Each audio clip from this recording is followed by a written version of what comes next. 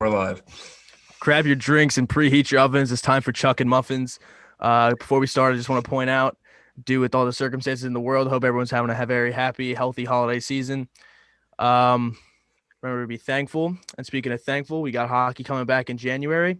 And when hockey comes back, we have all new divisions set up to avoid, spread of COVID and everything. So with all the new divisions, we're going to predict the winners of each new division this upcoming season. That is correct. So I figure it's only right if we start with I'd say probably the most talked about division, the Jesus Christ, Canadian. Thank you. Canadian team division. I can't say it. So Canadian.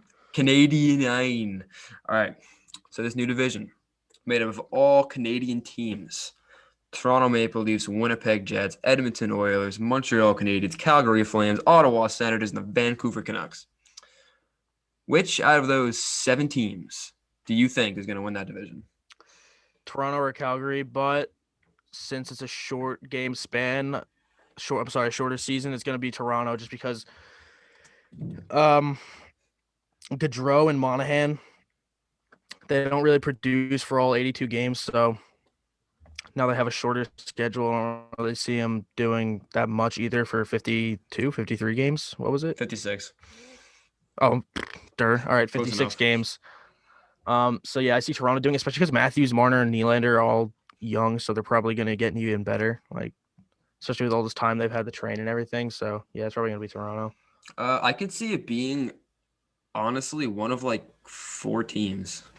I think Toronto's probably most likely because they just have that offense is just so good. They have such a firepower up front.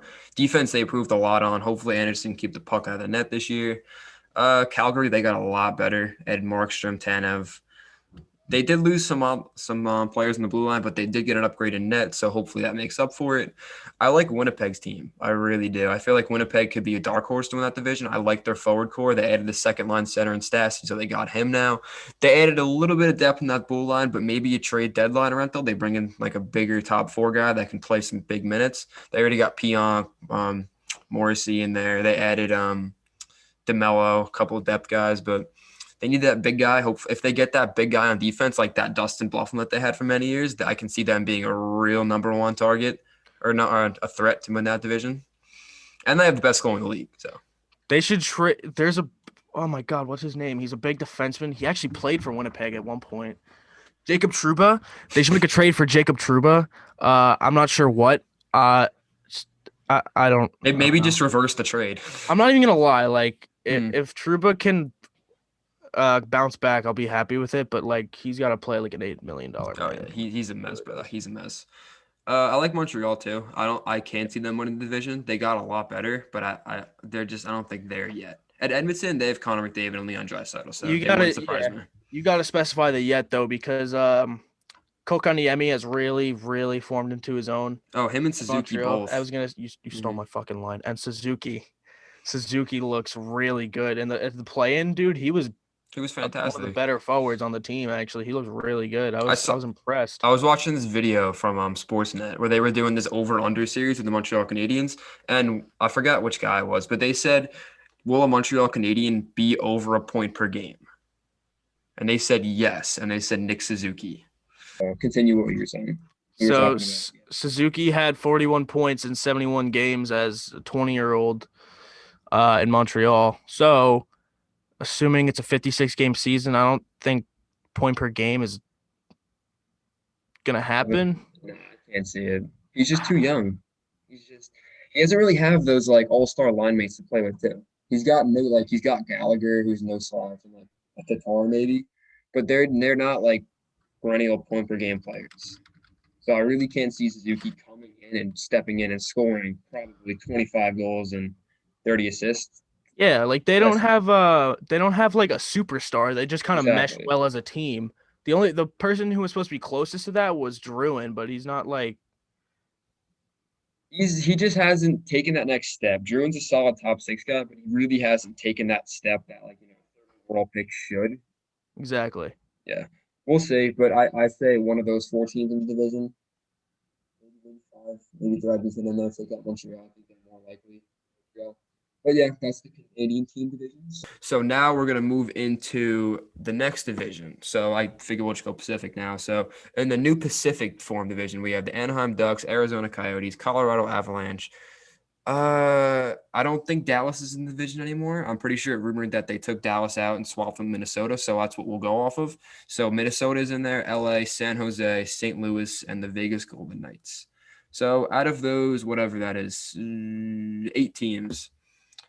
Who do you think wins the division? It's got to be the Avs, assuming everyone stays healthy. I Like think I think they've like got to be the front Rantanen, runner. Landeskog staying healthy. Plus, considering Vegas is probably going to lose a very valuable piece, that's the only other team I would put in contention. But they're probably going to lose Pacioretty at this rate. I'll throw St. Louis in the mix. St. Louis, I can They're no see that as slouch. well. My pick specifically is Avalanche, Yeah, but that's my pick if you too. want to make the argument for those other two, I could 100%. I could Mhm. understand why. You got some decent mediocre teams in like the Kings. I think they're going to do a lot better than they did last year. I can't see them win a division though. Maybe this we could do a playoff spot. I can't see it though. Same thing with the Sharks. I mean, they're bound to bounce back, right? I hope. Maybe. I really hope so. Hopefully they'll make a run this season. I'd be okay with the draft pick though. Um, Anaheim's probably going to be a bottom feeder. Arizona, they lost a lot, and Minnesota is just the definition of mediocre. So can't see them making a run at the division. So that's the Pacific Division. Let's go into I don't even know what I'm calling these. I guess the new Metro. So in this division, we got Boston, Buffalo, New Jersey, the Islanders, the Rangers, the Flyers, the Penguins, and the Capitals. So who do you think wins that division? Uh, I mean, Boston kind of like falls off. I feel Yeah, like so. especially with those injuries to those big guys up front. You know who I could see doing it? Oh, Philadelphia. oh yeah, I can totally see that. Because all right, realistically, the Bruins without those two key guys, they're gonna really struggle. Buffalo. I know they improved their Not there top yet. six a lot, but yeah, I don't see it happening yet. The Devils, no. No, Islanders could be a real fucking sleeper for it. I can't see it. I must Can't hate to see it. admit it. They might be a sleeper, but I doubt it. Rangers, that core is not I'd there say yet. unlikely. That the prospect pool and everything, give it like 3 years. Couple Yeah. years they'll get there.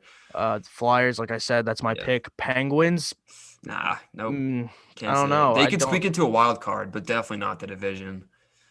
I think Yeah, Philly's biggest threat would be the Capitals. and then there's the Washington Capitals. They just signed the best goalie of all time. Um, they have the best goal scorer of all time. Realistically, he's still trucking along there. Um, They got arguably the best offensive defenseman in the league too, John Carlson. exactly. Yeah. So Like they're no slouch. It's between Philly and Washington. I feel Mhm. like. I'd say Philly though. I like the Flyers. I like their team. I like their core. I like what they did last year. They got hot at the right time. Had an okay postseason. Ran into the top New York Islanders, so that postseason ended there. But I think they'll win the division and hopefully go on a pretty deep playoff run. So the last division we have, I guess, the new Atlantic/Central division. So we got the Hurricanes, the Blue Jackets, the Red Wings, the Blackhawks, the Panthers, the Stars, the Predators, and the Lightning. So, who wins that division? Hmm. Hmm. Let's go with the. I think the Red Wings are gonna have a bounce back year. I don't really see anyone I'd beating see. them. No, Oh, wouldn't obviously surprise me. Stanley Cup champions, Tampa Bay Lightning. Not even a question. They're the only thing I have with them this season is what's going on with Tyler Johnson. They put him on waivers and no one claimed him and he's Yeah, not it's the thing that's so confusing about all of this. Like, say 2 years ago, 3 years ago, if Tyler Johnson goes on waivers, that's automatic claim. Like, no matter what he's making, automatic claim. exactly. But now, Tyler Johnson really, I'd say he's more overpaid than underpaid, but he's really not that overpaid. He's making, I think, five and a half, somewhere in the I'm pretty fives. sure it's 5 flat. Yeah, something like that for the next couple years. But in the salary cap world that we live in now, that's not a practical contract to take on. Even Detroit, the worst team in the league, would not take that on. There's been some rumblings that there might be a trade with the Lightning and the Red Wings involving Zetterberg's contract. Did you hear about this? I did not actually. So So if Tampa takes on Zetterberg's contract, it somehow helps their cap because they could put him on LTIR. I don't know how it works. It's so confusing the way it works. I know the Leafs did this. They acquired some LTIR contracts. It's so confusing how it works. I'm not the best at explaining it. But so if they take on that contract, Zetterberg's, and they maybe put Johnson back to Detroit, it's maybe an even swap. I don't really know how it works, but that's been rumored as of late. So we can see something like that happening recently. But Tampa, they got to clear up cap space. They got to sign Sorelli and Cernak. Two huge parts of that team. It, I don't know. They're gonna have to find a way to move Johnson because he's making $5 million for 4 more years. At Killorn's been out age there too. 30, yep. Killorn's also another one, and I've heard Yanni Gourde. I've heard McDonough recently too. Yeah, I've heard that as well. There's a lot of moves that can be made for surprises them. me though. That really surprises me. However, if history is a factor, then they're gonna make the right move and keep a fucking tank of a team together. Because wouldn't surprise me. That team down to the bone is just really good.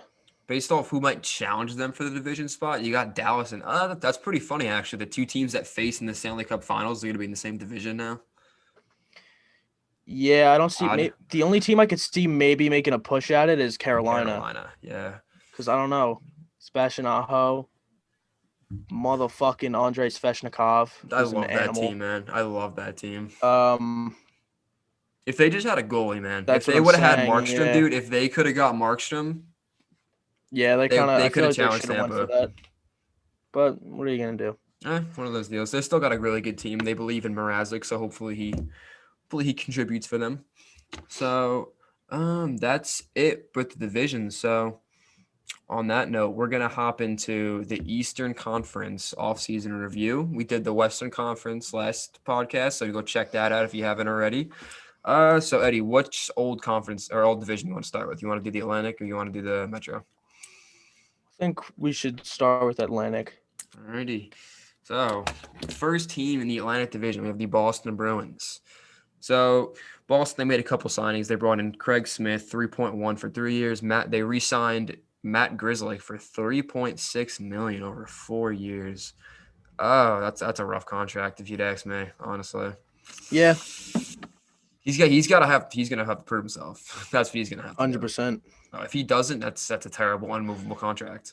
Exactly. Yeah, I was gonna say, even if he doesn't pan out, it's not like a cheap deal where you could just all right, trade him for a low pick. It's no one's gonna want to take nearly $4 million for what I think is barely a top 4 defenseman. I'd say a borderline 4. I'd say more of a 5-6. I mean, that number 1 power play unit is gonna be open.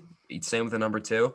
Because you got Krug on. So McAvoy's probably going to slide up or stay, or they're going to put Grizzly in the number 1 unit. We'll see what happens there. Also, Boston brings back Kevin Miller, 1.25 over 1. They re-signed Jake DeBrusk, 3.675 over 2. And they lost Zdeno Chara, Torrey Krug, and they did not have a first-round pick. So they didn't technically lose Chara yet. Chara hasn't signed yet, but they did lose their number 1 defenseman, Torrey Krug, which is, I'd say it's really going to hurt them. So Boston's going to start the next season without Krug, Chara, Marchand, and Pastrnak. The only core guy that they have right now is Bergeron. So, yeah. And McAvoy if you count him, but maybe, and Rask. They still got Rask. And Rask, okay, yeah. And okay. Still, but I'm not liking Boston's offseason.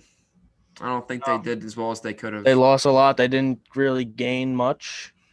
Granted, it was a really good team, but they probably should have had some sort of answer for this Pastrnak-Marchand injury thing because Craig Smith's not the answer. Craig Smith is not the answer. You know who might be able to step in and produce sort of like what they might? Ondrej Kase. He's just such a injury-prone player who just is so inconsistent as well. He scored a ridiculous amount of goals in a low amount of games a couple seasons ago. He's still got potential, but he's just really never been able to put it all together in one season. He's just so injury-prone, like I said before. Right. So hopefully he can come healthy, ready to go, maybe play on that top line with Bergeron, and hopefully he can have a good start to the year because they're going to need someone to produce. Yeah, they didn't do what St. Louis did and fill in that hole. Exactly. but now they got Krug. Now Boston just lost Krug and Zdeno Char. While as old as he is, he's still easily one of their better Oh players. yeah, he was easily the second best defender on that team, or Um, third rather. so the fact that they have no one to fill in those holes now, except for here's their defensive players. They got McAvoy, good.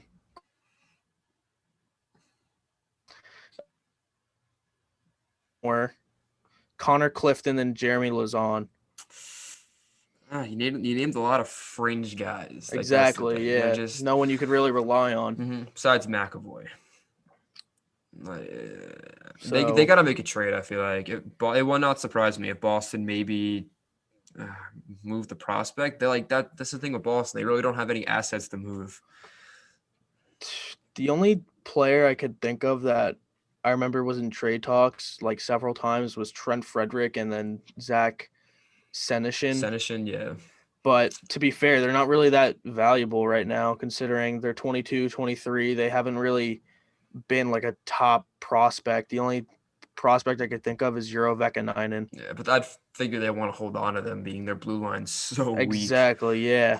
It wouldn't make sense. But based off a grade, we have to give the Boston C minus. I'm saying C minus. Yep, C minus. All right, that works.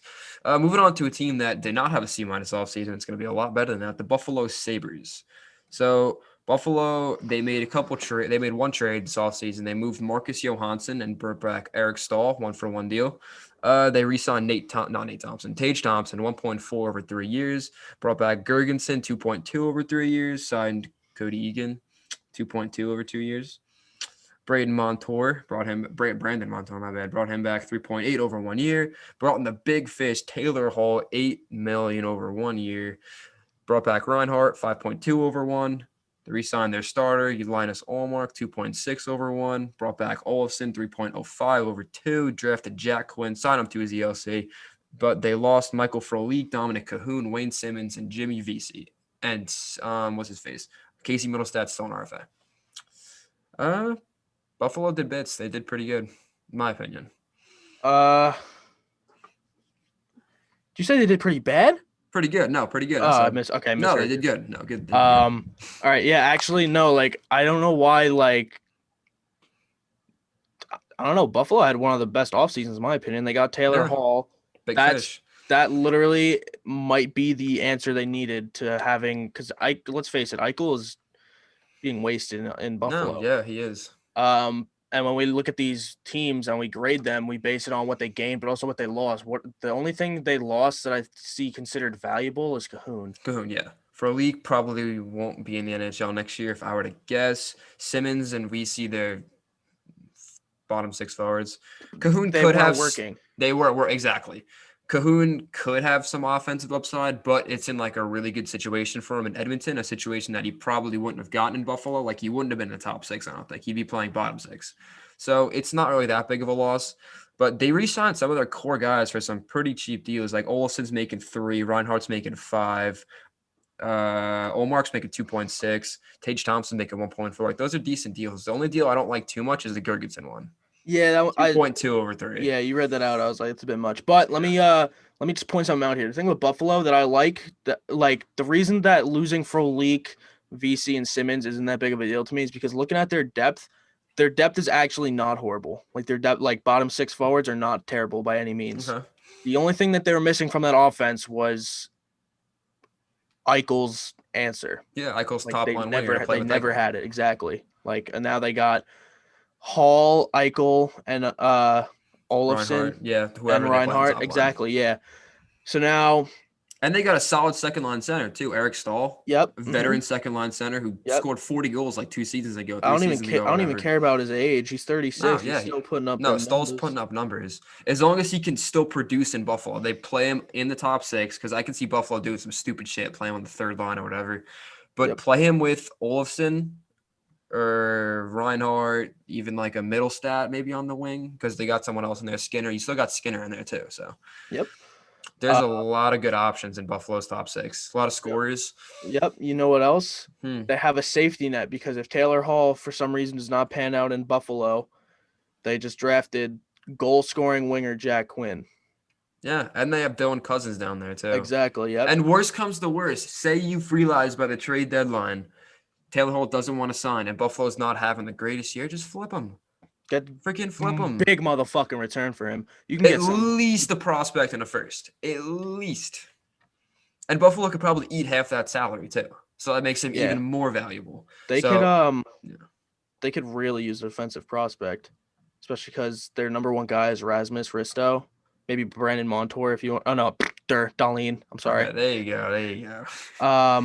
Yeah, I don't like the way they fucking laid out this list, but you got Darlene, and then his number two guys either Montour or Ristolainen. You can get a better guy. No, Like you could, realistically, yeah. they could probably get someone better. I mean, maybe a defensive prospect to grow into that role. But overall, I think their gain was significantly better than their loss. Oh, 100%. I don't. Are they A worthy? I think they're A worthy. I'd I say would A give them an minus. A minus. Yep, Yeah, yep, A A minus. minus. Yep, that works. Buffalo got an A in something. Oh my god. First time in like 20 years since the Dominic Hasek days. So good on Buffalo. Good for Jesus them. Christ. All right, moving on to the Detroit Red Wings. So Detroit made some decent moves. Detroit, they traded future considerations for Mark Stahl's contract and a second round pick. It's a great trade for Detroit. They signed Bobby Ryan 1 year, 1 mil. John Merrill 925K over 1 year. Brought in Thomas Greiss 3.6 over 2. Troy Stetcher 1.7 over 2. Vlad Nemestikov 2 mil over 2 years. They re-signed Bertuzzi 3.5 over 1 year. Anthony Mantha 5.7 over 4. They lost Justin Advocator to a buyout. Perlini, Jimmy Howard, and they brought in Lucas Raymond. Pretty good offseason for Detroit, if you ask me. Yeah, and this is a very minor move, but they lost Dmytro Timashov. Yeah, I for didn't put that in there. That considerations. wasn't notable enough. So realistically, they pretty much traded future considerations. Got Mark Stahl in a second, and then they got future considerations back for Dmytro Timashov. So they didn't lose for future considerations, which is good. So they got that back. That's Brilliant important to move. them. Yeah, Brilliant move by Stevie good. Y. Stevie Y, you killed it, man. But I love the Stahl trade, as I said before. You got all the cap space in the world. Bring in a veteran D-man, and you get a second round pick for free. What's not to love about that? So I'd say they fleeced the Rangers. I love that pick because trade because it helped the Rangers get some works for both sides. Money. It's a beautiful trade. But is it worth a second round pick though? That's why I was saying like we did lose a second, which is a bit much, especially because just how fucking good prospects are getting nowadays. Oh, exactly. Yeah. You bring in Bobby Ryan, so hopefully he can bounce back with the Red Wings, playing probably in the top 6. That's probably why he went there, if I had to guess. He probably could have went on a competitive team like Tampa. Maybe not Tampa, maybe like a Dallas or like a St. Louis or something like that. But chose to go play in Detroit. I'm pretty sure he's from Detroit or like in the Detroit area, so good for him. Bring in Greiss, you got a goalie, better than the abomination of Jimmy Howard he was last season. So you got a pretty decent tandem of Bernier and Greiss. So that won't be bad. They locked up Mantha. I think that's a really good contract, 5.7 over 4. Oh, yeah. That's low risk, high reward. Exactly. And they got Bertuzzi. Surprisingly, only a 1-year deal. 3.5. Still takes him to RFA. No, yeah, it does. I figured they would have went long-term with him, though. But And they got Lucas Raymond, which I think he'll be a fantastic forward for them. And they added some depth. Stetcher, Nemestikov, Merrill. So what do you feel? I feel like what Detroit had to do, like we didn't expect Detroit to go out and get a Torrey Krug, Pietrangelo, a Taylor Hall. We didn't expect them to go do that. No, there's no reason to. Exactly. So based off what they really had to do, I think Detroit gets a B minus B. They really didn't have to do anything. They didn't lose anything. They made a good pick. They got Raymond. They pretty much just kind of did what there was nothing they had to do. Exactly. Really, Detroit's not making the playoffs next year. We know that. No move that they made was going to make them make the playoffs. So they got 3 second-round draft picks and 2 third-round picks in the upcoming draft. And realistically, with their second-round picks are from the Oilers and the Rangers. And since both of those teams are iffy in terms of the division they're in, those could be very valuable second-round picks. And I see a lot of guys. They could even flip a Bobby Ryan, flip a John Merrill, flip a Exactly. Mestikov at the Yeah. deadline. You can get more picks. Yep. So I think Detroit did good. I'd say a B. B for I'll give him a Detroit. B. Okay. So that's Detroit. So moving on to the Florida Panthers. So Florida, they made a couple trades. They acquired Hornqvist for Sevior and Michael Matheson, which is I think a great trade. They traded Cliff Poo and acquired Marcus Nudavara. They signed Radko Gudas 2.5 over 3, Verhage 1 over 2, Hinestroza 1 over 1, Wenberg 2.25 over 1, Uyghur 3.25 over 3, and they lost Brian Boyle, Eric Halla, Evgeny Dadonov, Mike Hoffman, Lucas Walmark, and Mark Pizik, and they drafted Anton Lundell. Let's start with the trades they made first, I guess. I'd say the Hornqvist for Matheson Sevier trade. That I love that trade for Florida. I don't know what Jim Rutherford was thinking over there. He wasn't. Don't you remember? Yeah, He didn't even know if he lost or gained money on it. I forgot about that. Oh my god. Um, that aside, yeah, they kind of won that trade.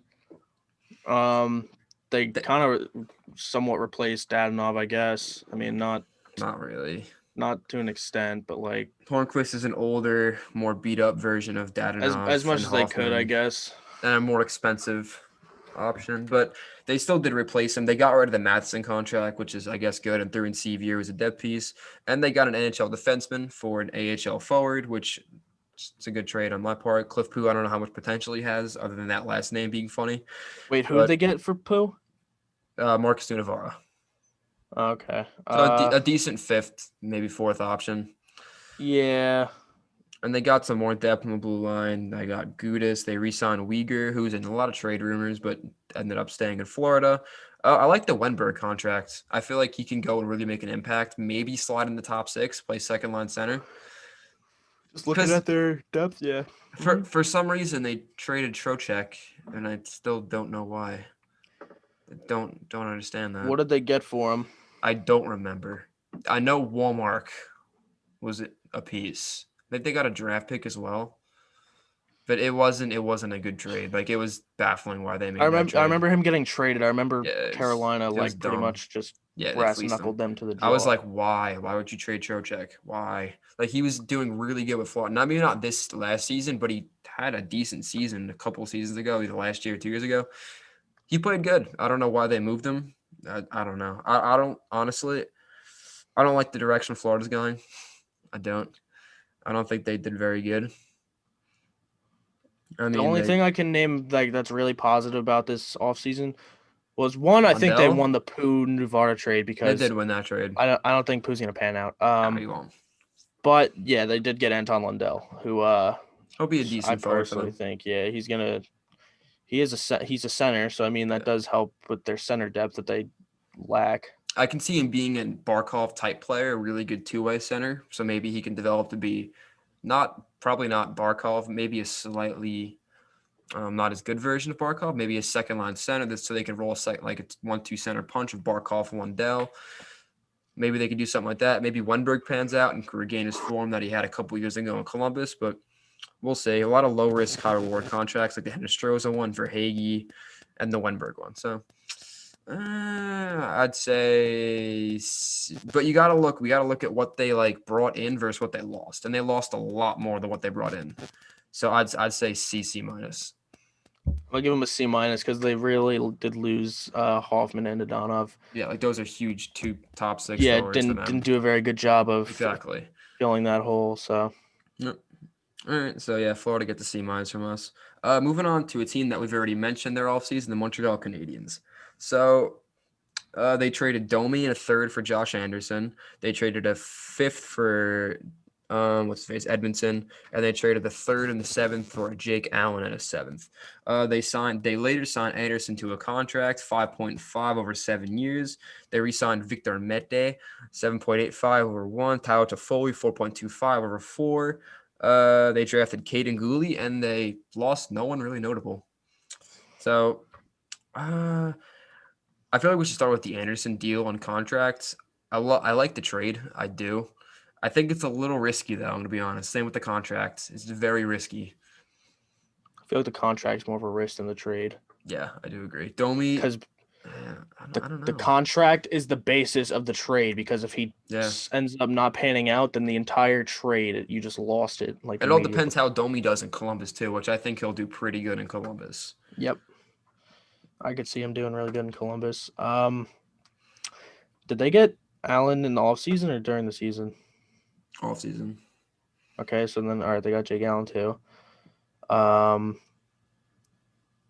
I liked the you're Foley kind deal. of The Foley deal yeah, is you're really good. exactly yeah. 4.25, 4 years. I love that contract. So they bolstered their top six a little bit with Josh Anderson and Tyler Toffoli. Got a backup goalie. Got overpaid defenseman and Joe Edmondson, in my opinion. They brought back Victor Mete, drafted another defenseman, and they really didn't lose anybody. So, like we said before, I think Montreal really did improve this offseason because they really didn't lose anything. They just improved. We'll see how much they do improve. We'll see how much of an upgrade Anderson is over Domi. We'll see what Toffoli can do in the top six. And we'll see if maybe Allen can take the workload off of Carey Price and maybe can play, I don't know, 15 games next season in a shortened season. I still think that's an underrated move. What, the Jake Allen one? Yeah, No, it's pretty good. The contract was, they extended him. It was a little iffy. I think it was like a two little point under eight 3 seven mil. five. Yeah, a Yeah. little under 3 mil. For what, 2 years?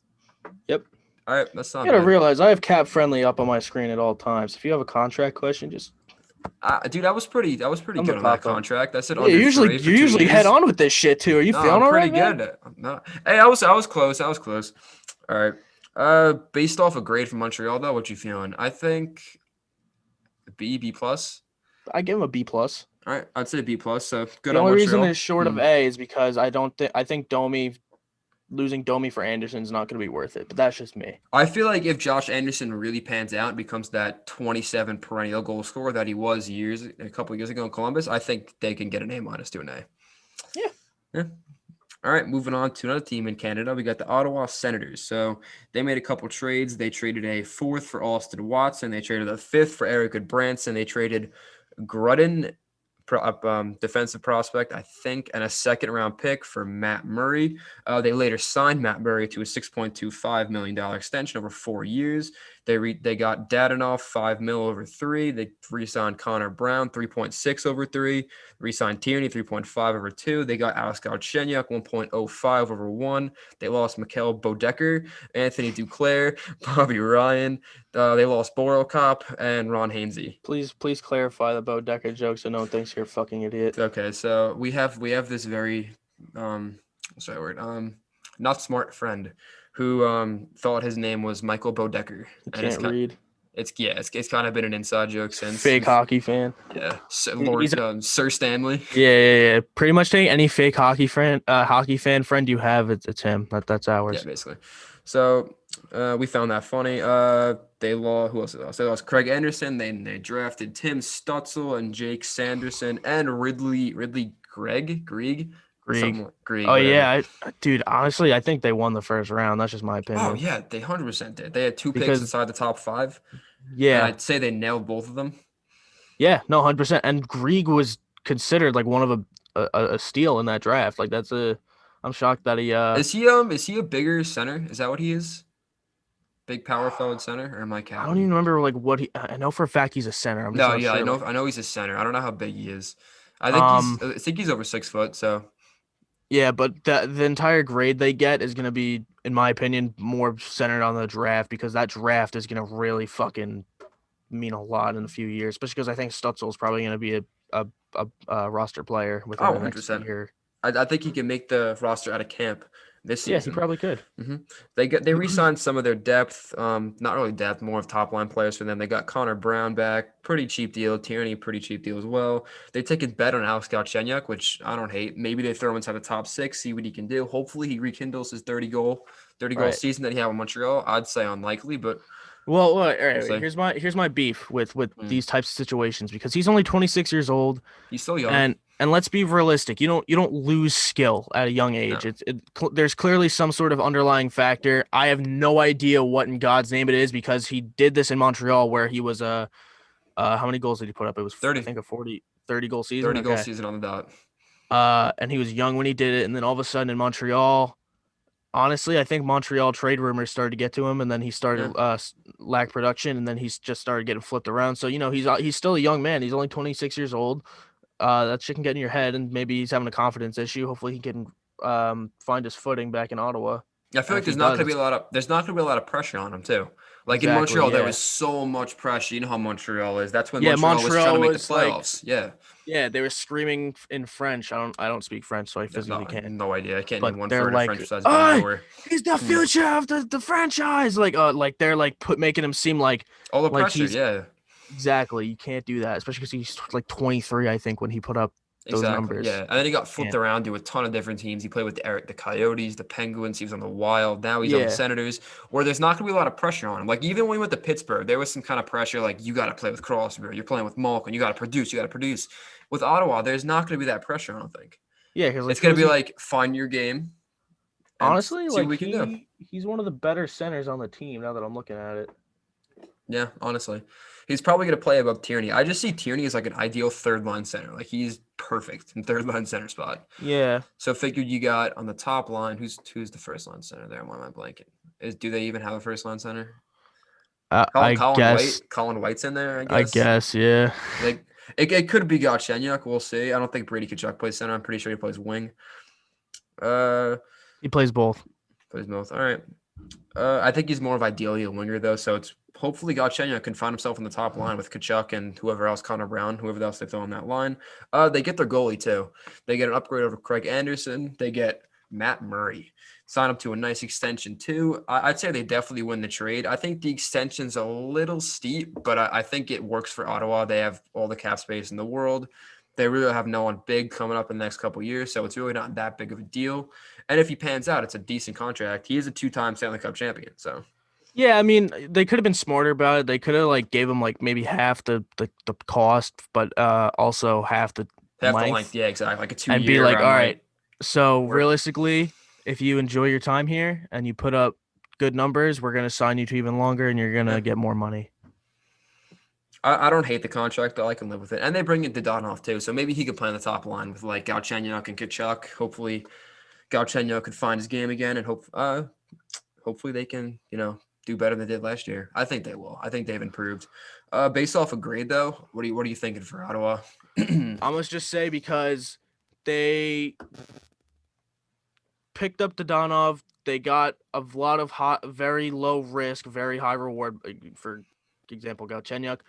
Um, and again, like I said, their grade is going to be specifically based off their draft mostly because their draft is really fucking important this year. I'm gonna give them a B plus, That's a B plus too. And and because they got Matt Murray. I'm looking at my list too. It wouldn't even be surprising if they brought back Duclair as well. He's someone that could come back and even bolster They can that top afford him. six even more. Yeah, so they can afford him. So yeah, I'd agree with B plus. I think they did all they could for the situation they were in and made the best of it. Moving on to the Stanley Cup champions, Tampa Bay Lightning. So they brought back a couple players. They brought back Luke Shen, Patrick Maroon, all 800K deals. They re-signed Mikhail Sergachev, 4.8 over 3, which is a fantastic contract. But It's they did lose ridiculous. Carter Verhaeghe, Zach Bogosian, Jan Ruda, Kevin Shattenkirk, and Sorelli and Cernak are still RFAs. They Okay. kept, So yeah. my bad for interrupting you, but No, you're good. realistically speaking, like people are gonna be like, oh, they lost only Bogosian and fucking. Why am I blanking? Who's the other guy they lost for Hagee? Verhaeghe, Um, Jan Ruda, Shattenkirk. and John Ruda and Shattenkirk. Thank you. So, Shattenkirk's the big one. let's be realistic. You just won a Stanley Cup with this roster. What would you like? Why would you want to lose any part of it? Like, I realize like they aren't the biggest part of it, but Shattenkirk, honestly, kind of being slept on right now No, he for is. Hagee. But Big depth piece. the role Shattenkirk played in Tampa, it was a replaceable role. Shattenkirk played in the second power play and was a third pair defenseman. Very replaceable, especially with what Tampa has coming in, even in the pipeline. They got a guy like Cal Foot that could even step in and play. And in forward core, they have all the depth in the world. Like it's Tampa. Like I'm not worried. The thing that I'm worried about Tampa is they need to resign some of their players. Eric Cernak and Anthony Cirelli do not have contracts for next season yet. And you want to know how much money they have? They have a whopping $0 to spend Yeah. on them. So they have to make a move, which we all know. So it's either going to be a Killorn, Johnson. I've heard McDonough, which would not like if they trade McDonough. I like McDonough in Tampa. I think he's a great compliment to Victor Hedman. Yo, honestly, now Yanni that I'm Gord. looking at it, Hmm. you know what could happen is Tyler Johnson moving. That's $5 million, obviously hypothetically. Is that even enough to get Sorelli and Cernak? You think? I don't think so. I They do might not have to think make so. more than one. They might have to move. Oh, dude, they trade Killorn and Johnson. Jeez, I'd figure Yeah, they'd want to keep Killorn. Killorn played in the top six. Gord was on like the fourth line, I think, at times. yeah. I think they jumped the gun on the Gord contract. They gave him way too much for way too long. He Now had he's. one good year, and I think it's got to be Gordon Johnson. That's just me. And I don't know what you I get agree. back, but you need to re-sign Sorelli and Cernak because they're way more valuable. And if you trade McDonough Exactly. for this situation, wrong move. You better hope Cernak becomes into like a really good defenseman if you trade McDonough. But Yeah. Cernak's Victor Hedman's partner, so what you have under that is weak if you trade McDonough. You still have Sergachev, yeah, but Then you got Colbert and Luke Chen. Like really? Like decent depth, but not Stanley Cup winning depth. What they had, exactly. so figure this is tough to grade honestly, because they really didn't do anything, but like they really like didn't have to. Like everything that they have to do is within, and I don't think Tampa's offseason is over yet. Like No, not by a mile. like realistically looking, we're recording this on December 16th. There's still about a month till next season starts. That's a lot of time. Like a trade could happen tomorrow for all we know. Yeah. So I don't think Tampa's offseason's done. So it's kind of hard to grade it right now. But let's say I don't know. It's hard to speak. So let's just go off what they have now. Looking at this, B minus. Like they really didn't do anything. Like For now, I'm gonna give them a C plus, but they B have a plus. chance Okay. to change it based Oh on yeah. how they play this If they Sorelli make if Cernak they make a situation. trade, like if they trade like Johnson for like whatever, and then get what's his face, Cernak and Sorelli on really cheap deals, it can go up to like an A, honestly, because that's all Yeah. they had to really do is keep their core together, and they did that and received assets and traded out cap space. So I could see them getting an A if they make the right moves. That'll time will tell. See if that happens. So moving on from that, let's move on to the Toronto Maple Leafs. So made a couple trade. Actually, they made one trade. They traded Andreas Janssen for Joey Anderson, basically clearing cap space. They re-signed Jason Spetz to 700K over 1 year. They got Brody 5 over 4, Simmons 1.5 over 1. They got Zach Bogosian 1 over 1. Got Jimmy Vesey 900K over 1. Aaron What? Dell 800K over 1. What happened? Why do you say Bogosian like that? Bogosian. They got, they got Thornton 700K over 1. They re-signed Mikheyev 1.64 over 2. We got re-signed Dermott 874 over 1. And they lost Kyle Clifford, Tyson Berry, Cody Ceci, and they drafted Radina Mirov. I think I've said this before. I think Toronto did really good.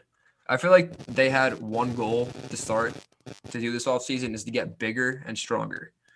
And I think they did that. They got Simmons, Oh, Thornton, hmm VC, Bogosian, a bunch of guys that can go throw the body around.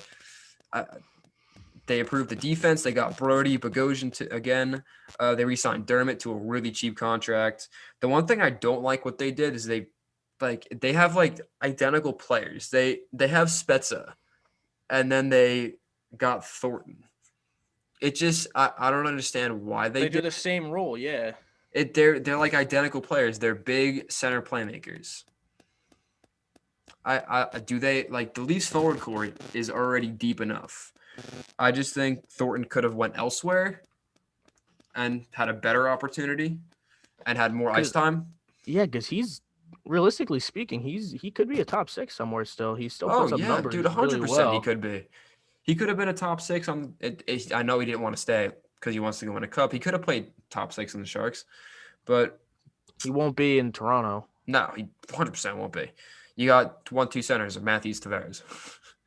He could be the third line center, maybe throw him on a line with Kerfoot, but then where does Spezza play? Does Spezza play on the fourth line? Like you brought in all these guys, I don't think they're all gonna play. Like most of these guys won't be on the opening night roster because I figure Simmons will play. I don't think VC will.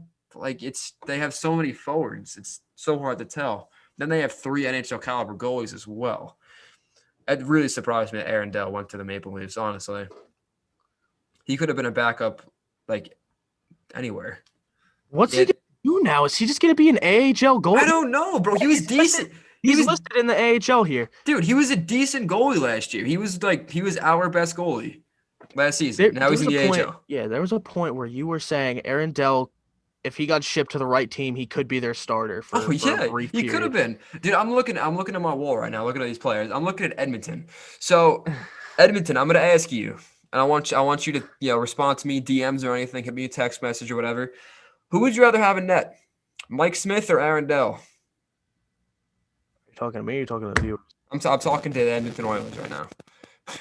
Okay. Who All would you right. rather have had? I think I think it's pretty clear. The younger with I'd say potential, Aaron Dell. He could have split starts with Koskinen and it would have been perfect. But he's gonna go play in the AHL now. Even like Minnesota. The Toronto Marlies. Oh yeah, Minnesota really could have used him too. They But brought in Cam Talbot, but Stalock got hurt. So then they got freaking the Hamburglar now. Did you see that? The Hamburglar's back. bro, he's back. Okay? Like he's back. He's gonna put up historical numbers. Dude, imagine he Telling goes you. on a freaking run again. Minnesota wins the division. Freaking oh What do my you mean god. imagine? I wouldn't he might be the next Jordan Binnington, except he's gonna keep producing. And not be a one-hit wonder. Or a 1-year wonder. He wasn't a one-hit wonder. I'm gonna take a prediction right now. He's gonna have a hot week, like a really hot, like first week. Everyone's gonna freak out and be like, He's "Oh my fucking god!" back! The Hamburglar's back! And then he Absolutely shit the bed. Shit the below bed. 900 save percentage. Yep. All right, wouldn't surprise me. Looking off what they brought in / what they lost. They lost a couple defenders with Barry and Cece. Cece's terrible. I don't know if you know how he's still in the league. Barry just didn't fit in with Toronto. I think Brody will be a better fit. Yeah. So I think that's a plus. They improved their forward depth, which they really didn't need to do, but they did anyway. They got bigger, they got stronger, which they did need to do. They did lose Janssen, but they had to clear our cap space. But I think Toronto did pretty good. I'd give them a B minus. I'd say maybe a B. Yeah, I'll give him a B. All right, B sounds good. So that wraps up the former Atlantic Division. So we're going to move on to the former Metropolitan Division now. Started off with the Carolina Hurricanes. They had a pretty short offseason. They signed Jesper Fast, $2 million over 3 years. They got Hayden Fleury re-signed, 1.3 over 2, and they re-signed Fogle, 2.15 over 1. They lost Williams, who retired, TVR, and Sammy Vatanen, who's still a UFA, and they drafted Seth Jarvis. Pretty short. All right. So that Jesper Foss signing is extremely underrated, I feel like. Yeah, 100%. So I'm gonna just be real with you. I feel like I can give you a pretty brief synopsis as to what was going through my head when I heard he was going to UFA. Was he wanted a lot of money because the Rangers put him in a leadership role. They gave him an A, which I thought he deserved. He's one of the better penalty killers in the league that I could think of. So realistically, I thought he was just asking for too much money, which I was like, okay, he deserves a decent amount of money. I'm not sure how much, but the Rangers can't really afford it given their situation. But then I see Jesper Foss signs with the Carolina Hurricanes for $2 million for 3 years. The Rangers can still afford him right now, and we lost him for no reason. And now, like, he's really fucking good. Like, he's a good penalty killing winger. I don't understand the point. They just got him for $2 million. Where did he play last year? What line did he play on? What line? First. In the first line? Yeah. You know why Panarin, Strom Fost. You know what might have been the cause of that? Alexis Lafreniere. Figure he's going to be in the top 6 next year. I don't know what your top 9's looking like. Maybe they didn't. Maybe they felt they had other guys coming in that maybe had potential that would be better than Fost. But even I feel like if I look at a Jesper Fost, I look at a guy that can play on every line. He could be on the first line. He could be on the 4th line. He could be on the 3rd line. He could play on any line. Jesus, I can't talk. That's the type of player I think of when I think Jesper Fast. Just such a versatile player. Yes, exactly. He's so useful. I don't know. Anyway, for the Hurricanes, it's a steal though. Steal the contract, can play anywhere in the lineup. He'll complement pretty much any line. They did lose Sammy Vatanen, who they picked up at the deadline, but they have a surplus of defensemen. Doesn't make a difference. They did draft Seth Jarvis, though, who I think will make an NHL impact eventually be a solid second line center for them, slide behind Aho. And they did pick up Trocheck at the deadline too, which I think a lot of people forget. So they do. I like Carolina's top six. I really like Carolina. They're a good freaking team, man. All right, watch your mouth. Not bad. Yeah, that top line. Actually, Jesus Christ, I'm actually looking at it now. It is really Aho, Aho, Svech, Teravainen. Stahl, Svetch, Teravainen, Forgot they had Niederreiter, Jordan Dzingel. Stahl. Holy shit. Their top It's nine is weird fucking good, man. because their top six used to just be Eric and Jordan Stahl, and now Jordan Stahl is one of the last people you think of when you think of the top six. Just kind of weird. I It's think a weird to think third line about that. center, I think of Jordan Stahl. Yeah. Maybe second, depends where they play Trocheck. Actually, wow, yeah, down to the teeth. This fucking offense is unreal, bro. Oh my god. Oh, it is. And their defense too, bro. Their defense is sick. Freaking Slavin, Hamilton. Dude, if Hamilton's healthy for the whole season next year, he's gonna win the Norris. Or he's gonna be Dude, Norris nominee. and now guess who's not hurt anymore? Dougie Hamilton. Dougie Hamilton, who I personally think might be a top three defenseman next year. He's probably gonna be in Norris talks this upcoming I season. think I had him in my top. I think I had him fourth ranked on my defensive list. Wherever you had him in the top five is He was in probably the top correct. five. He was in the top five. Um, oh my And god, Slavin yeah, too. dude. That guy is so underrated. Down to the teeth, this or down to the bone is what I meant to say. This team is just great, all depth and everything. But then we have the one problem: there's no goaltender. Not a good goaltender. I wouldn't say it's a problem. It all depends. Peter It's not the Mrazek's guy. He's not he's the not guy. nah, he's not an ideal starter for a team like that. If they were just able to get Markstrom, it would have been perfect. Perfect. I don't know what their cap space is looking like. Maybe they take a chance on like a Flurry if they have enough money. Maybe Vegas retains some. Maybe that would work. I have I don't no know idea who's what still you've out done there. back in that situation. Yeah, exactly. But maybe I guess they have faith in. Oh, then again, the goalie market was so like clustered with goalies this year, and I guess they felt confident in Mrazek and who they got. Reimer is the backup. I'm pretty sure it's Reimer. They felt Yeah. confident in those guys, so time will tell. See if it works. I'm pretty sure Reimer was pretty decent. Last year, I think Mrazek was a little inconsistent. He played decent in the playoffs though, so I don't know. All I'm saying is if they went after Markstrom, bro, and they got him, Stanley Cup team, not even a question, oh in my yeah, opinion. 100% automatic Stanley Cup competitor. Uh, I like Carolina's offseason. They made some small moves, but they didn't make any bad moves. And they really didn't lose anyone that huge. Anyone that they did lose, they were easily replaced. For a grade though, I'd say a solid B. Bro, I don't know. I might. They got Seth Jarvis, which is, on my opinion, kind of a steal in this draft. No, yeah, especially what did they get? 13, I think. I think it was 13. Off the top of my head, No, it wasn't it's 13. Maybe it was 14. 13. No, It you're right. was? You're right. Okay. It was 13.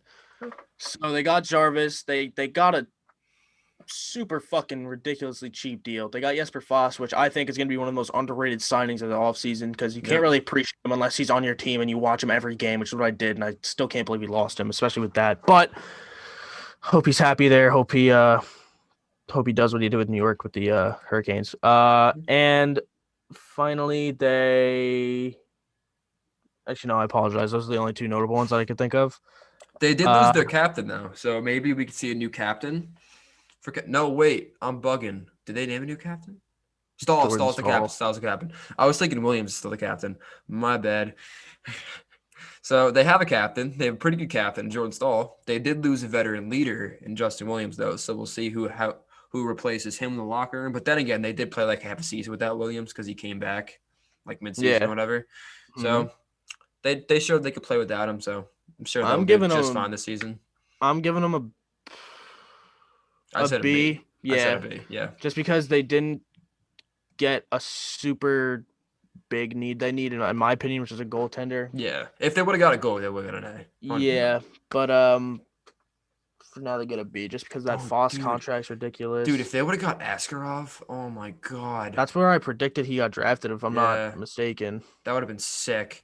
Wait, all right. No, I haven't gone to Minnesota. I'm way off. Okay, whatever. All right, moving on from that, we got the Columbus Blue Jackets. So the Columbus Blue Jackets, they traded Ryan Murray for fifth round pick. Okay, yeah, okay. They traded Marcus Navarra for AHL forward Cliff Poo. Okay. They traded Josh Anderson for Max Domi III, which is a pretty good trade. They re-signed Domi to a $5.3 over $2 million deal. They re-signed Gavrikov 2.8 over 3. They lost Alexander Wenberg, Pierre-Luc Dubois, an RFA, and Yegor Chinkanakov. Oh wait, are you talking about the guy that just drafted? Yeah, Oh wait, Chink I want to take a crack at this. Chinkakov. Oh wait, I'm thinking of New Jersey's guy. No, yeah, Igor that's next. That's next. Chinikov. Chinikov. Yeah, Chinikov. part of this was hard for you. Oh, you never know. Russian names just pronounced so weird. All Whatever. right. Um, first two trades they definitely lost. 100%. They traded 2 NHL defenders for a 5th-round pick and an AHL forward. Yeah, Don't and understand actually, that. to be honest, I don't know. I don't know if they could afford that. They got Jones, Werenski, and Gavrikov, but I don't really like Savard that much. I don't really like that Savard's all Kukan. right. He's all right. I mean, TD he's Kukan. overpaid, but I guess he's a good depth player. He's not bad. Scott He's a Harrington, solid Gabriel 4 or 5. Carlson. Um, Yeah, they shouldn't have lost this. I don't know. Not for that at yeah, least. no. Nudavar is young too. Murray, I can kind of see a little bit, but Nudavar is young. He's like what, 24, 25? I think he's like 26. He's definitely in his like mid to lower. It says he's like mid 20s. He's 26. 26, okay. Eddie got the money. But they still have to sign Pierre-Luc Dubois. And I'm pretty sure they have enough cap space to do so, if I'm not mistaken. Yeah, they got 9.2. Yeah, it should be they enough, could have. yeah. They could afford him. I'm not sure what the holdup is. There's Realistically speaking, really I no do know what the rush. holdup. I'm pretty sure Yeah, I've heard Kekalainen say there's really no rush to get the deal done. They like once I said there's still a month left in the offseason, so a lot of shit can happen. But based off what we got right here, besides like the Domi contract and the Gavrikov contract, I'm not liking a lot what they did. Oh, then again, that's really all they did. So I don't like the 2 trades they made. I like the Anderson for Domi. I like that move. I feel like they got the better player right now and a draft pick. So I think that works out well for them. They signed him to a pretty decent deal. Hopefully Domi can regain his top form in Montreal. Hopefully he can regain his form that he played like in Montreal. Translated over Columbus. Gavrikov contract's pretty good. He's a good, I'd say like 4 or 5, maybe even a 6 guy. 2.8 is not bad. Gives them room to grow into the contract. They lost Wenberg, who really wasn't that great. So, C plus. I'm gonna give him a C plus, but that can change based on the contract they give Dubois. If they overpay him, if they pay him if they botch the length or whatever, like I don't know. I'd say it has bridge deal written all over it. Thinking like a 4-year deal, like 5.5, 6. That'd be my guess. Yeah, bro. They could easily afford him though. So we'll see. 100%. It's not gonna be like a Nylander where he's gonna play late in the season. Can't see that. He's especially because of the shortened season. Yeah, he's coming back. So I'll give him a C plus for now. So figure Dubois takes like 5. That leaves some cap space for like a Hoffman, Duclair, even like a Halla. Leaves a lot of cap space for a guy. I could see that happening easily. And they could use another scorer in Columbus. Their offense isn't what it used to be with like Duchesne and Panarin on it. It's a little weaker, so they could use an upgrade. So we'll see what happens there. Moving on to the New Jersey Devils. So the New Jersey Devils were actually the team that acquired Ryan Miller. So they traded the 5th-round pick, got Miller in return. Ryan Murray, you mean? I said Miller, my bad. Yeah. What did I say? Ryan Miller? Yeah. Before you keep going, I want you to go ahead and pronounce the second draft pick of the Devils in the first round. Okay, I need to get the name in front of me. I've written on paper, but I have really shitty handwriting. I'm struggling with this one too. No offense to you, but like every word I've noticed you have trouble pronouncing. It's probably just something stupid, but this time this is understandable for you to struggle with because I can't even read this. Let me analyze this for a sec. Okay. Yegor Sharon Gokovich. That's my go. I don't think that. What? What do you mean? What? I'm talking about the Devils' second pick. Who did I just fucking name? Oh, I'm a schmuck. I'm sorry. I named the wrong player. I named the wrong player. Who did the Devils draft 20th overall? Shut up. I named the wrong player. I know. I have it written on paper. I just named the wrong. I looked for a hard name and I saw that. Okay, so 7th overall they draft Alex Holtz. It's like Shakir Muka Balubinin. It's like fucking something like that. I can't find it on Cap Friendly though. Shakir Muka Madulin. That was pretty good for just fucking winging it. Shuka, what'd you say, Muka Mabublin or whatever the fuck? I told you I spelled it like I felt it very wrong on my paper, so I Muka can't read it. Madulin. When I first saw, I remember when we were watching the We draft, and took we a like picture of it. his name Like came up, and we fuck are like, it. "What the fuck are we looking at right now?" And it said Shakir Mukamadulin. And realistically, it is kind of disrespectful to do that. So I apologize to Shakir Mukamadulin, who's probably watching this Sorry, podcast Shakir. right now. Um, yeah, Shakir Mukamadulin. Okay, so let's get back to the topic. New Okay, Jersey so Devils. we're on the draft, so we might as well go with their draft picks. They got Holtz. They drafted him in the top 10.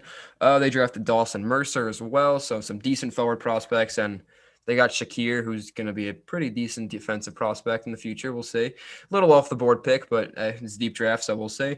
Back to the trades they made. They traded Joey Anderson, and in return, they got Andreas Johansson, which is a really good trade in my opinion. Johansson can come in and be a solid third to second line winger for them. They got a goalie. They got Corey Crawford. A little pricey price tag, but 3.9 over 2. He's going to get the job done as Corey Crawford. Dmitry Kulikov, 1.15 over 1. And they lost nobody, but Jesper Bratt and Mackenzie Blackwood are still RFAs. They could easily, literally can afford them like easily. I know, exactly. I don't know what the holdup is. Maybe they're just waiting. No really rush to get it done. I don't know. I thought Blackwood was going to be the starting guy in New Jersey. I think he is the starting guy. I feel like they just added Crawford for insurance, maybe be like a 1A, 1B type I was going to say, there's no way that's Blackwood was good, man. That's not Blackwood a backup was good. contract. No, Yeah. it's not at all. Crawford's the 1B, if anything. Exactly. Like Blackwood was good. Like he was like, I think he had like a 9.16, 9.17 last year, which is decent on the Devils. Like you base it off what Corey Schneider did, which was so. That's exactly the word I would use to describe it. Yeah. It's like actually perfectly sums it up. So yeah, Blackwood had a 9.15 save percentage and a 2.77 goals against average. To be honest, those numbers good. On the Devils, man. Those that's numbers, good. yeah, on a bottom ranked team, those numbers really aren't that bad. Especially for a young They're goalie really too. not. Exactly. Yes. He's like gonna grow. 24. He's 20. Yeah. Okay. Yeah. You just proved it even more. He's 24 years old. That's pretty young for a goalie today. Exactly. So hopefully they maybe brought in Crawford, maybe mentor along Mackenzie Blackwood, maybe take a little stress off of him, maybe not give him, freaking like 60 games in like a regular season. So take a little workload off of him. I don't hate it. They added some defensive depth. I like the Johansson trade. I like the Murray trade too. Devils, they did pretty good. Honestly, they did not have a bad one. They also they did pretty good. First round draft picks this year, and I say this every time I bring up this draft class, a stacked draft class. So realistically, you can't lose. Potentially one of the best of all time. Yeah. It could be. It could be up there with 2003, 2015. It could be up there, man. I like their draft picks. Holtz was really good. He'll be a really good goal scorer. Dawson Mercer, I'm really not too sure what type of player he is. I'm pretty sure he's a center. We'll see. And Shakir is a defenseman. No, say his last name. What's his last name? Shakir. That's his first name. But he has a last name? Are you sure? Yeah. Shakir M. Shakir Mukamadulin. Okay. Shakir Mukamadulin. So we'll see what he could become. Hopefully he pans out because that's a fun name. I honestly hope he makes the main roster just because commentators are gonna have to say, "Score!" I was about to say, "Score! Shakir Mukamadulin!" It's gonna be hard. It's gonna be hard for him. I know. Oh, that's funny. Yeah, but all right. So grade. There was not much for the Devils to do. I'd say like a I don't. B. As much as I don't like the Devils. B plus. I'd even go B plus. I fucking hate the Devils. I know you do. But I will give them credit. They did have a good offseason just based on what they needed to do. Yeah, I'll give them a B. Okay. Just because the Crawford deal doesn't make sense to me. I feel like it's a bit much money, but the idea is there. I like the idea. The 3 draft picks really are gonna carry everything they did. And those trades too. They won both of those trades. Oh yeah, easily. Not even. They gave up a 5th and Joey Anderson for Andreas Johansson and Ryan Murray. And come on, exactly. Yeah, that's a steal. No, easy wins. Yep. All right. So good offseason for the New Jersey Devils. Hopefully they have a bit of a bounce back season next year, or not. Zeddy would prefer, but we'll see. So moving on to New York Islanders, we have they made a couple moves, not a lot though. So they traded Devon Taves for 2 second-round picks, one this year and one next year. They signed what does that say? They signed Pulak to a $5 million deal over 2 years. And they lost Derek Brassard, Matt Martin, Andy Green, and Thomas Grice. But they have one big name that they still have not signed. That's franchise cornerstone Matt Barzal. Oh, Hmm. I misunderstood what was happening. I thought it was Dmitry Timashov. Okay. It's not though they acquired him. Is he an He's RFA? he's an RFA, Oh, buddy. fuck. Okay, so they got to sign him and Barzal, which is probably Well, gonna be like. Timashov alone is like 10 mil, That's which what they I'm don't saying. So we're have. looking like 19 mil for these players right here. All right, seriously though, fucking, what am I missing here? Because I thought Boychuk being retired, being forced into retirement by Lou, which is very unethical, by the way, being forced into retirement by Lou would free up cap, 6 million, in fact. But I'm looking at cap friendly. It says projected cap space 3.9 mil. I think it did free up the cap. I don't think they put him like I think his cap hit's still counting towards the cap like the salary cap. I think that's the problem. Because they were supposed to clear up cap space. They should have like money now. Maybe not. I don't know. I'm pretty sure they're good though, because they're The not really only, rumored the to be trading anyone. Yeah, the only thing I can imagine is that his retirement has been announced, but like in term of league rules, it can't be made official until a specific date or some shit to Maybe something free like up the that. money. I have no idea. So we'll figure they have. So what you said they have 3.9, right? Yes. Okay, so Boychuk's making 6.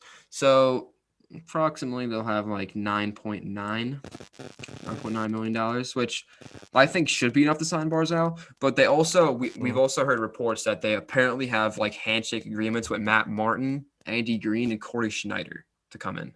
So figure that all those deals are. You didn't know about this?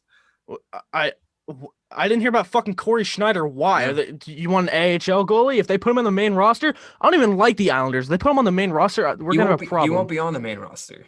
Okay, good. It's gonna be Sorokin and Varlamov. He's not gonna be on That's the what main I'm roster. saying. There's no He'll point be a third goalie. No, he's gonna be the third guy. if they give him anything more than a, $1 million. That's a Figure problem. Corey Schneider probably wanted to stay close to home. Figure he's been in New Jersey for a while, so figure he just went to the Islanders, stay at home, play in the AHL because that's all he really is at this point in his career. But figure those guys is 700K each on 1 year deals. I'd hope it wouldn't be more than that. We know the Islanders love to pay their bottom 6 forwards, Mhm. so hopefully it's lower. I think it's going to be 700K for all 3 of them. At least Schneider. Schneider's going to get 700K. Jesus. The Taves trade though, I like it for both sides. Honestly, I feel like both sides did decent. Taves, I don't think he's worth more than 2 seconds. And Colorado, they got him for 2 seconds and signed him to a pretty nice deal for a pretty nice term. So I think that trade works out pretty good for both teams. The Pulak contract's pretty good. Pulak's a pretty underrated defenseman, making $5 million for next 2 years. Does that contract take him up to the RFA as well, or does he go to UFA? For whose contract Pulak. you said? Pulak. Pulak. I No, it think takes it's him to UFA. okay. No, if they sign him to a 1 year deal, it would take him to UFA. He's 26 years old. Okay, so there's that. Hopefully they can re-sign him, but the main thing that they have to do is sign Mark Brazel. So we're gonna see what that looks like. Basically, let's throw out contract predictions for Matthew Barzal. What you thinking? Age 23 at this rate, just give him a bridge deal, small amount of money compared to what you can be getting. Because if not, you're gonna fucking miss out. Because like realistically speaking, like he's a franchise. I wouldn't say a franchise player. But he's easily their best player, like by far. So you can't really let him leave. If you trade him, you better get a really fucking big haul. Like You know what I think is gonna happen with Barzal? Do you remember the Matthews contract? As an Austin Yeah, Matthews. yeah. So Yeah. Matthews is making what is it, 12? No, 11 and a half? Is that I don't know the cap it, but he signed to a 5-year deal, taking him straight to UFA. That's what I think Matt Barzal is going to do. Matt Barzal is going to take a 4 or 5 year deal. I'd say around 7 to 8 million, anywhere in that range, and take him right to UFA. That's what I think Matt Barzal does. Yeah, I mean, and then what if he pulls a Tavares 2.0? Like, yeah, no, I'm staying. Like, loyalty's everything. I'm staying with you guys, of course. Yeah, and then he's like, I'm Dude, fucking Islander fans might be leaving. done, bro. They might be done if that happens. Well, yeah, I mean, think about it. Like, 50% of the fan base might leave because 42 divided by 2, that's 21 people right there out of Exactly. 42 Yeah, that's people. like They're all gone. that's like the average capacity. That's like the average capacity for like the freaking Barclays Center. Dude, I So, tell you, if we had mhm. views, like we'd get fucking people mad, bro. Oh Like, no, we would. We got a lot of people mad. We make fun of a lot of teams. But hey, we're unique. Not a lot of people do this. So, all uh, right, wait. So hmm. yeah, bars. The only thing that I'm saying the Islanders should get in terms of grade is like a fucking C because they didn't. Nothing really happened. No, Like, not a thing that I can think of happened. I like the Taves trade. The Pulak contract's okay, but they really didn't do anything. Exactly. Yeah. I'd say a C. It could go up depending on what they do with Barzell and what the contracts look like for Martin, friggin' what the fuck's Green and Green and Snyder. Schneider. Yeah, I blanked. So yeah, I'd say C, maybe a C plus, but I'd say C. Let's moving on to your favorite team, the New York Rangers. So the New York Rangers, they start off with two trades. They traded Mark Stahl in a second for future considerations. So that's big for them. They traded Elias Anderson for a second round pick. They signed Jack Johnson to a $1.15 million deal for 1 year.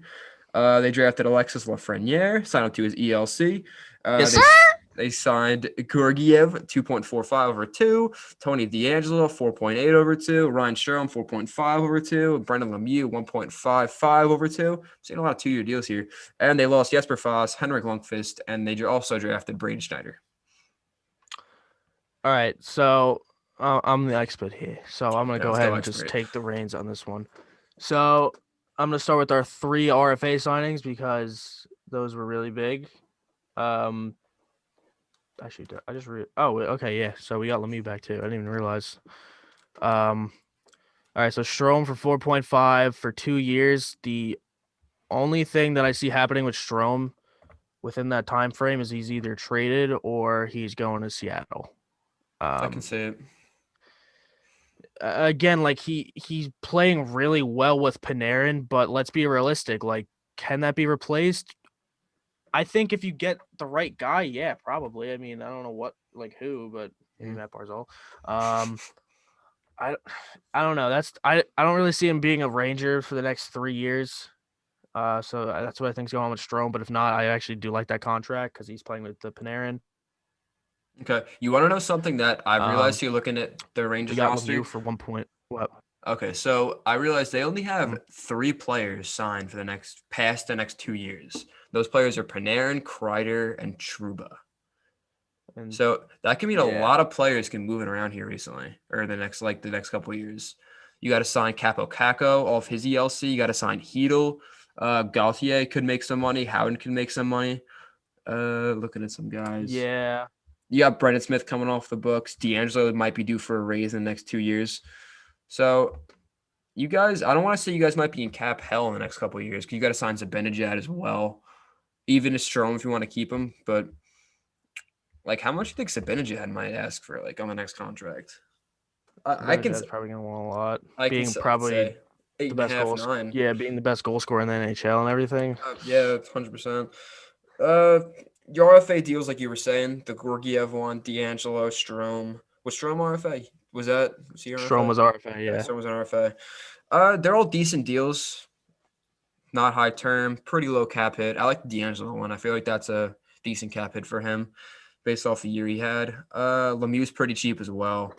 The one thing that I don't like that they did is the Jack Johnson deal. It just seems still odd. can't. I still can't tell you about it. Actually, I Uh, heard rumors that the Rangers were in the mix to get Zdeno Chara, which kind of goes okay. against what we're going for in terms of keeping it young right now. That would But not be bad for them, then again, honestly. we have 33-year-old Jack Johnson, and we could have got Chara for around the same price, and Yeah, Chara is I'd say Chara's significantly not going to better. command a lot. I could see Chara going in a So situation where he's going to play a lot of minutes and he's going to have a chance to win a cup. That's where I could see Chara going. yeah, so I still don't understand the Jack Johnson. But however, let me continue here. Okay, let's go So expert. the Strom one, like I said, I see him either going to Seattle or being traded for something valuable. Mhm. Um we got Lemieux for a cheap deal that he goes into RFA after it's over, which I guess I like. He's kind of just our tough guy at this point. Um Why am I fucking blanking here? Oh, and Tony D. Tony D 4.8 for 2 years. I like that one because one, it takes him to RFA. Two, it gives us time to prove if he's actually going to be worth the money that he's potentially going to be worth by the time his contract's over. Um, and that's pretty much what I like about that deal. Also, it's affordable as of now, and again, if it's not feasible just based on his production and everything, like if he doesn't keep up, then we get rid of him and we save 4.8 in cap. Yeah, like that's not bad. Like So they're that's all what I low like about cap that one. hits. They're all And good Georgiev I like deals. because that also takes an RFA. Mm-hmm. Yeah, Georgiev I like because it's cheap, takes an RFA. Thing with Georgiev is he could probably start on a team that needs a Oh, goalie like really 100%. bad. Like 100%. off the top of my head, realistically, Los Angeles they need a starting goaltender. Like Yeah. Jonathan Quick's not it. Cal Like Peterson though. Cal Peterson though. ugh, He could be something. I don't know, but anyway, so I feel like Georgiev and Strome out of anyone are gonna be like value pieces that we Mm-hmm. send somewhere. Like I don't see them staying with the team for much longer. Okay. But I also think that D'Angelo, depending on how he plays, is gonna stay for a while. And then we drafted Alexi Lafreniere and then Jeff Gordon. Hey, shouldn't be saying these things because this is a business, but fuck you. Um, they pretty much just jump right in front of the Devils, take Braden Schneider, which honestly I think they were probably going to draft before they drafted Shakir Mukum. Nah, there's no way, bro. They had to have had him on sites, dude. There's no way they looked at what was left and they were like, we gotta take this guy. They had to have been like, all right, we're gonna pick this guy. I mean, it could have happened. You It could mean to have tell me you happened. think Shakir Mukum was going over Braden Schneider? The top three defensemen in the draft this year, I'm sorry, top four were Sanderson, Drysdale, Gooley, and then Schneider. And it wasn't even close. Like who in the top four? Like no Hey, one else had. maybe Mr. Mukamadulin will surprise us. eh, I don't see that. But Neither do I. he had a really great draft. He got Lafreniere and then he got Braden Schneider, and then in the second round, I think second or third, I'm kind of blanking here. He got Will Coyle, who I'm actually really looking forward to seeing play. Okay. Yeah, I think the best part of Jeff Gordon's offseason this year was the draft I say the draft or keeping those RFAs. or the RFA re-signings just because he didn't Mhm. really lose any of the signings. So I give the Rangers a B I'd plus. say B plus. That's what I was gonna say. Yeah, they did decent. They did basically all they could. Resign all their players and did decent in the draft. So good on them. Good off season. So moving into the final three teams that we're going to grade. First team being the Philadelphia Flyers. So they re-signed backup goalie Brian Elliott 1.5 over 1, bring back Justin Braun 1.8 over 2. They signed Eric Gustafson to a $3 million deal for 1 year. They re-signed Nolan Patrick 874K over 1. They lost Derek Grant, Tyler Pitlick, and Philippe Myers is still in RFA. Looking at it, I like the Gustin contract, underrated deal. I forgot he went there before I wrote it down. $3 million isn't bad as well. Like that's a pretty decent deal for what he can bring. Because I think he had 60 points 2 seasons ago with the Blackhawks, which is nuts. I feel like a lot of people forget that. Did you say So Philippe Myers still in RFA? Because he's not. Cap Friendly lied to me. Cap Friendly's telling the truth to me right now. Oh wow, maybe I was looking at that other website. That might have been. All right, so Fleet Meyer. Oh, didn't he just sign a couple days ago? I think it was very recent, if I'm What's the not contract? mistaken. It's 3 years, 2.55. All right, well then there's my little boo boo. So Fleet Myers did sign, so he's not an RFA anymore. You have lost all credibility. I'm done. So now it's just me on the podcast alone. Yep, you can have Tom come back if you want. I can't hear anything. Only thing I hear right now are my thoughts. Uh, So okay, you're still going with this? Okay. no. All right, so they keep second round pick Nolan Patrick a couple of years ago. They signed him to a pretty relatively cheap deal, but if you guys Second overall. did I say second round? Yeah. I'm shitting the bed today, boys. It's like 12 o'clock. I'm tired. But they signed Nolan Patrick, second overall pick. He didn't play at all last year. He's been going over some like head issues, some migraines that just kept him out of the lineup. Reports have been saying that he's been getting better, working towards playing next season. I don't know if he's going to be ready at the start of next season. Hopefully he can play at some point next season because you hate to see players that are so young like that, just not even have a chance to go prove himself. Even when he did play, he wasn't that great, but you never really know. Hopefully this time off, maybe training a lot, hopefully gets him better. Because he was just not able to I think he wasn't able to sleep properly. It just messed up his whole schedule and everything, messed up his whole body functioning. So that sucks. Hopefully he's been getting better. So hopefully he can make a push at starting next season, actually playing. So Pretty deep, cheap deal for now, though. They re-signed Brian Elliott, average backup. Justin Braun, 5th, 6th defender. Gustafson hopefully could play the top 4. And they lost a couple depth pieces. I think Philly did pretty good. Yeah, not much that they should have done because I really like their roster. Not Mm-hmm. much improvement they could have made. Yeah, not really. They were without Lindblom for a lot in the season, who That is actually just true. beat cancer, Yeah, by the no, way. yeah. I wanted to mention that, but I forgot. So congrats, Oscar Um, Lindbaum. I like him. Great story. yep, Good 100%. for him. Always love to see that. If anyone else wins the Bill Masterson Trophy this year, like why? Prime. Like it's gonna be Oscar Lindblom. Yeah, no, it has to No be. reason why it shouldn't be. Unless something else Um, miraculous happens. But yeah, but he actually is a pretty important piece of that team. no, he So is. him being missing, I felt like was kind of an issue for them. But Philly Um, played Philly played pretty good without Limbaugh in the lineup. that's what I'm saying. Yeah. So Mhm. now that he's back, they're just gonna be better, and they shouldn't have lost much of their team, which they didn't. They didn't at all. Their defense looks really good. They brought in Gustafson, who Great that signing contract. could be ridiculously undervalued or Mhm. underrated Oh, by 100%. midseason.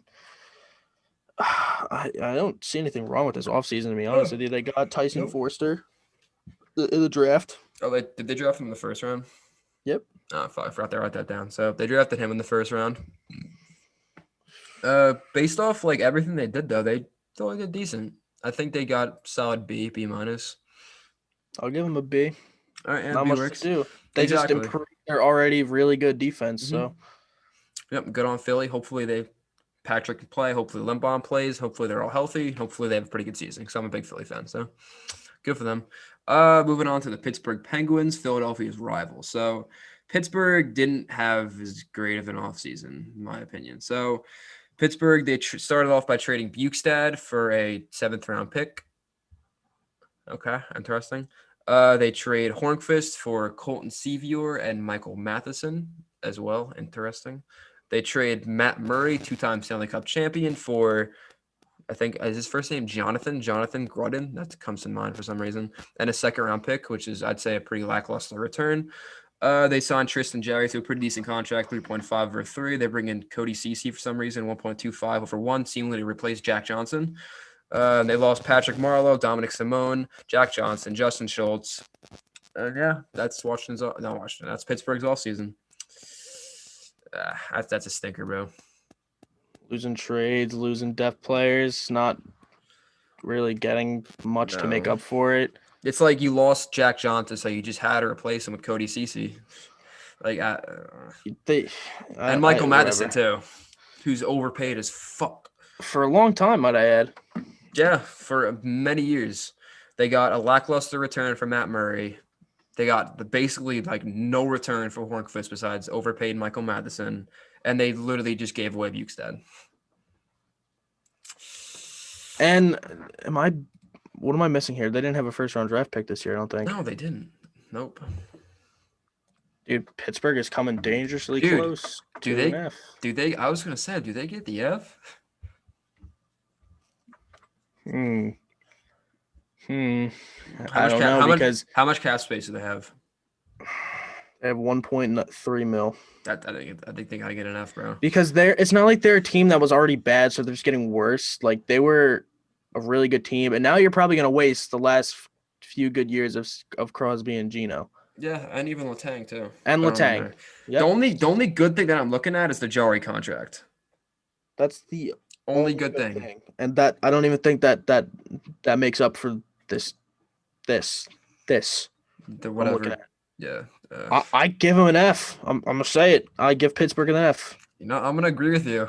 I didn't think we'd be giving anyone an F. Did we give anyone an F last podcast? No. I don't think we did. No, The right? worst the team got was a D minus. You should be ashamed of yourself, Who Jim did we give a D Rutherford. minus? Who was it against? Chicago?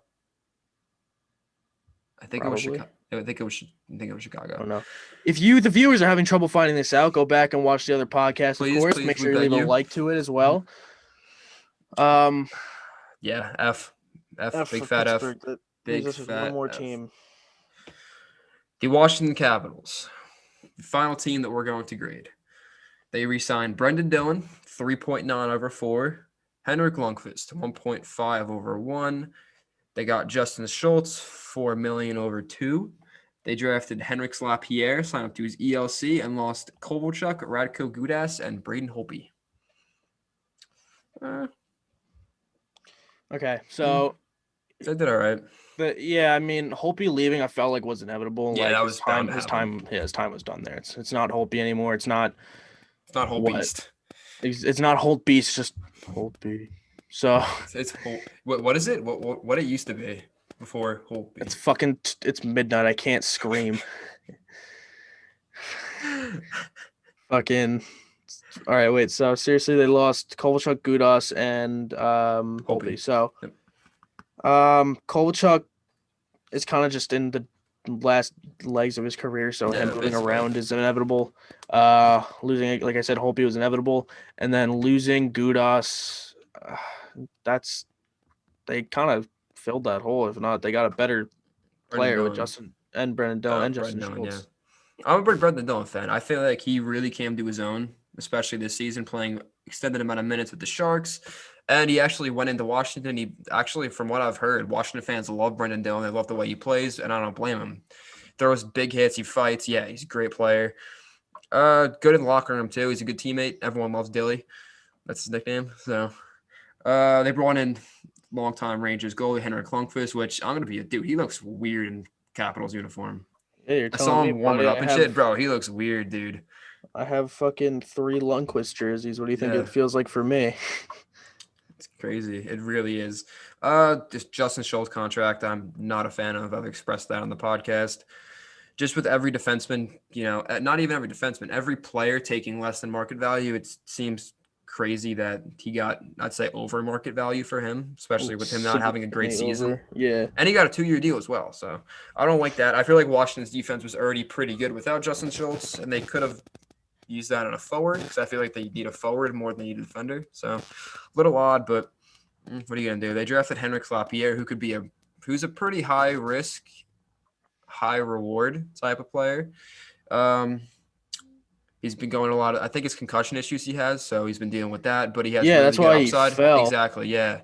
That's why he fell in the draft. Like he was supposed to be like a really high pick. Now that He was I'm supposed to thinking be, about I think it. he was supposed to be like top 10. He was supposed to be a top 10 pick. Exactly. No, he went 22 overall. That's a big Yeah. drop. That's a big damper on an 18-year-old. I'm 18 years old. Like I can't imagine. That's fucking crazy, dude. Stop. Exactly. Like I can't imagine that many teams saying, "Yeah, we don't want him because of his Exactly. head." Yeah, just because concussion issues. Like that sucks. You know what he's gonna it depends the type of person he is. If he's the type of person that he's like, all right, I'm gonna go out and prove myself, Mm-hmm. shut everyone up, prove everyone wrong, which I'd imagine this type of player he is. That's the type of person I'd be. It's probably the type of person you'd be. Or he's type of player is like, yeah, like a freaking who's an example? I can't even name an example of that. Josh Hosang. Josh. Oh yeah, Josh Hosang. Okay, that does work. His attitude problems. There you go. That's a good example. So Yeah, but I feel like the thing with LaPierre that I said before is when you got fucking Alex Ovechkin and Brendan Dillon on the ice, like, is anyone really gonna fuck with you? Like, really? Oh no, dude. No, Like, say no like way. say You know like who I'm else plays Hendrix there, too? LaPierre. Garnet Who? Hathaway. And Garnet Hathaway. Okay, Hathaway. say I'm Hendrix LaPierre and some player takes a run at me, hits me pretty hard. I'm a little shaken up. I go to the bench, and Ovechkin just looks at me. He goes, "Hey," and he just winks at me, and I'm like, What? "Hello." And then Ovechkin just goes out there, and the player that ran you was like Cody Andrei Eakin. Svechnikov or something. Cody Eakin. Yeah, Cody okay, Eakin. it's Cody Eakin. Ovechkin goes, "Get over here now!" And he just beats the shit out of him. He just one punch knocks him out like Svechnikov. Yeah, for him. That's why I like that LaPierre pick. Mhm. I mean, realistically, Ovechkin's not going to be here for that much longer. I mean, if I'll give him a few years, he's still he's putting enough. numbers. He'll probably play with LaPierre. We'll go with that. Yeah, and then I think Dylan, based on the reaction that he's getting from Washington fans and how he's playing, I think and especially because it's a 4-year contract he's got going on, yeah, he's probably going to stay in Washington too. So that's why I like the LaPierre pick. Grading though. The Schultz brings this down. I'd say yeah, it brings it down. The Lundqvist and Dillon contract, I'd say bring it up a little bit. Yeah. The AAV is a little. Actually, no, I think it's fair. I'd say the Dillon contract's fair. 3.9. 3.9. Dillon's making less than Schultz. Dillon is way better than Schultz, man. Way better than Schultz. Not even a question, bro. Yeah, Dylan does his role better. Dylan just plays better. Dylan fights. He'll stand up for anybody. He's Yep. really good defensively. He's okay offensively. Probably not as good as Schultz, but Schultz is not great defensively. Does not fight. Does not throw hits. I don't think he plays the penalty kill. Dylan's a penalty killer. So, And the may- Lundqvist contract is good because he's there to mentor Ilya Samsonov. oh yeah, no, that's great. I love the Lundqvist signing. That's perfect. So give him a C plus, B minus. Yeah, I'd go B minus on that. So, with that, that wraps up our Eastern Conference off-season grading. Hope you guys enjoyed that. Hope you guys found that informative. So, you about ready to wrap this one up now, Eddie? Yes, sir. All right. Thank you guys so much for watching today's podcast. Make sure you go back and watch our previous podcast if you haven't. Stay tuned for daily uploads and make sure to watch all of our Chuckin Muffins clips. Guys, don't forget to leave a like on the video, subscribe. We appreciate all feedback you guys give us. Even leave a comment on the video, hit the bell notification so you get notified every time we upload. We try to upload at least one podcast a week for right now. Hopefully we got a couple clips up. A clip went out, I don't know when you guys are going to watch this. Clip went out a couple days ago about the Vegas Golden Knights, so make sure to check that out as well. And yeah, boys, see you guys soon. Peace out.